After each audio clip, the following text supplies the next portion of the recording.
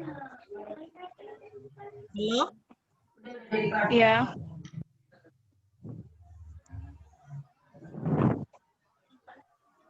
Yuk lanjut. Sudah, ayo. Udah. Diran. Ini. Assalamualaikum warahmatullahi wabarakatuh. Waalaikumsalam warahmatullahi wabarakatuh. Perkenalkan, kami dari kelompok 6 yang beranggotakan Rifatul Khairiyah, Nila Fadila, Aulia Rahman, Diran Okriadin, dan Silia Rona Zalfa. Kami dari kelompok 6 akan menjelaskan tentang Ariyah. Baik, untuk mempersingkat waktu, yang akan silakan untuk yang menjelaskan Ariyah, mari saya persilahkan. Baiklah, perkenalkan saya Rifatul Khairiyah. Di sini saya akan menjelaskan apa itu Ariyah. Ariyah atau Ariyah diartikan dalam pengertian etimologi secara logoh dengan beberapa macam makna, yaitu yang pertama, Ariyah adalah nama untuk barang yang dipinjam oleh umat manusia secara bergiliran antara mereka. Perkataan itu diambil dari masdar at-ta'ur dengan memakai artinya perkataan at-tadawul.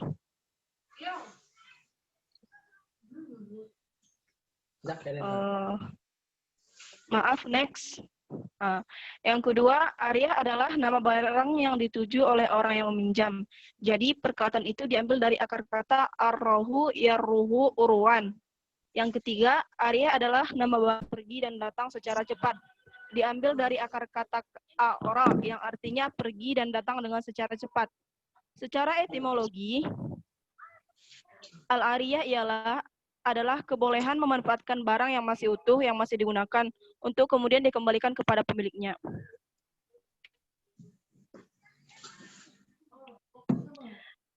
Yang kedua, penjelasan yang kedua yaitu dasar hukum Ariyah.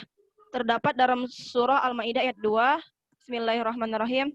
Wala ta'awanu 'alal itsmi wal 'udwan wattaqullaha innallaha syadidul 'iqab. Yang artinya dan jangan tolong-menolong dalam perbuat dosa dan pelanggaran, dan bertakwalah kamu kepada Allah, sesungguhnya Allah amat berat siksanya.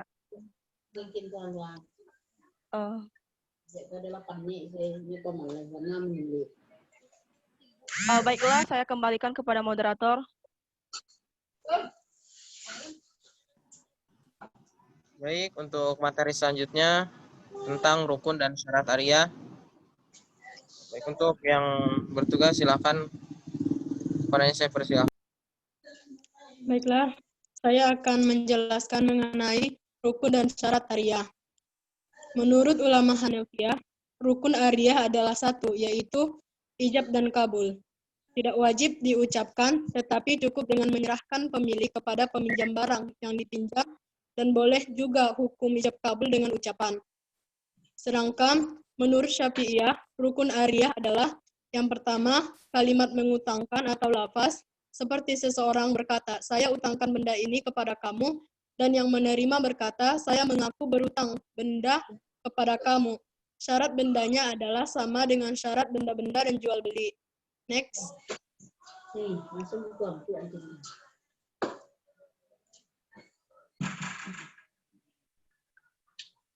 Yang kedua itu adalah mu'ir, yaitu orang yang mengutangkan atau berpiutang, dan musta'ir, yaitu orang yang menerima utang.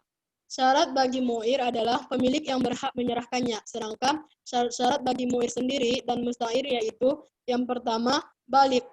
Maka batal Ariyah jika dilakukan oleh seorang anak kecil. Yang kedua, berakal. Dan batal Ariyah itu jika dilakukan oleh orang yang sedang tidur ataupun orang yang gila. Yang ketiga, orang tersebut tidak dimahjur atau di bawah kuratele, maka tidak syah Ariyah yang dilakukan oleh orang yang berada di bawah perlindungan, seperti seorang pemborong. Next. Yang ketiga, benda yang dipinjamkan. Pada rukun yang ketiga ini disyaratkan dua hal. Yang pertama, materi yang dipinjamkan dapat dimanfaatkan, maka tidak sah Ariyah yang materinya tidak dapat digunakan, seperti meminjam karung yang sudah hancur sehingga tidak dapat digunakan untuk menyimpan padi. Yang kedua, pemanfaatan itu dibolehkan, maka batal Ariyah yang pengambilan manfaat materinya dibatalkan oleh syarat seperti meminjam benda-benda najis. Selanjutnya, kembali ke moderator.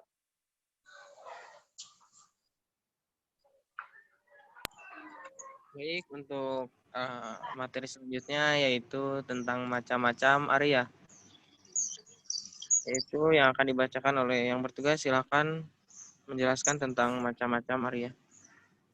Oke, saya akan melanjutkan dari pemateri selanjutnya, yaitu macam-macam ariyah. Pertama, ariyah mukayyadah, yaitu bentuk pinjam-meminjam barang yang bersifat terikat dengan batasan tertentu. Misalnya, peminjaman barang yang dibatasi pada tempat dan jangka waktu tertentu. Kedua, ariyah mutlaqah, yaitu bentuk meminjam barang yang bersifat tidak dibatasi. Misalnya, melalui akad ariyah ini, peminjam diberi kebebasan untuk memanfaatkan barang pinjaman meskipun tanpa ada pembatasan tertentu dari pemiliknya. Selanjutnya, ketentuan-ketentuan ariyah dan berakhirnya. Pertama, ketentuan ariyah. Yang pertama, status akad. Kedua, hak penggunaan mustahir. Yang ketiga, hak memanfaatkan barang pinjaman atau mustahir. Yang kedua, berakhirnya ariyah. Pertama, salah satu pihak menjadi tidak lagi cakap hukum untuk menjalankan akad. Yang kedua, diketahui bahwa salah satu pihak atau kedua belah pihak tidak tasyaruf. Yang ketiga, adanya penipuan terhadap keadaan barang. Yang keempat, barang dikendalikan oleh yang meminjam barang. Selanjutnya, kembali kepada moderator. Baik, untuk selanjutnya yaitu tentang aplikasi Arya dalam lembaga keuangan syariah pada masa saat ini, yang akan dijelaskan oleh saya sendiri, yaitu aplikasi Arya dalam lembaga keuangan syariah yang dinamakan Arya atau i'arah. Pada dasarnya aplikasi ini berjalan di atas akad asliyah atau tanpa ada paksaan seperti bayi atau jual beli, dan pastinya tanpa bunga. Namun pada kenyataannya, meski bank tersebut berlabel syariah, namun bank masih belum dapat melaksanakan Arya secara murni.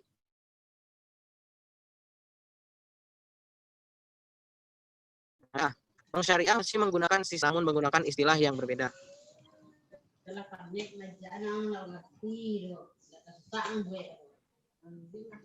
Baik, untuk kesimpulannya, kita akan membacakan untuk kesimpulannya, itu Arya adalah nama barang yang dituju orang yang meminjam.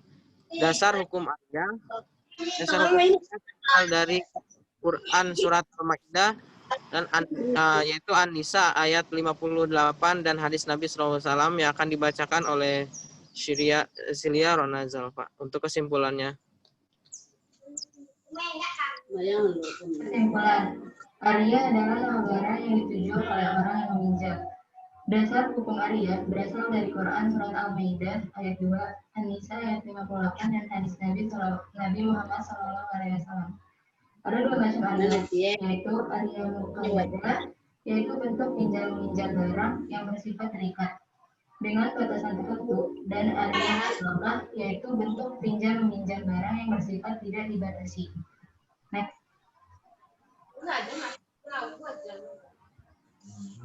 Rukun Arya menurut Hanafiyah yaitu ijab dan qabul. Menurut Syafi'iyah, rukun Arya adalah lafaz, mu'ir, dan mustahir, benda yang dipinjamkan.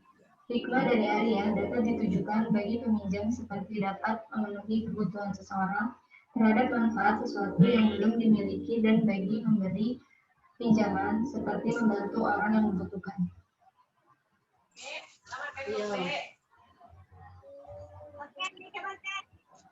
Sekian dari kami, kembali ke moderator. Baik, terima kasih kepada pemahalang untuk materinya. Mungkin dari kelompok 6 dicukupkan sekian. Kurang dan lebihnya kami mohon maaf. Kalau ada pertanyaan atau diskusi, nanti silahkan di WA group. Baik, mungkin itu aja dari kelompok kami. Kurang lebihnya kami mohon maaf. Hidayah. Wassalamualaikum warahmatullahi wabarakatuh.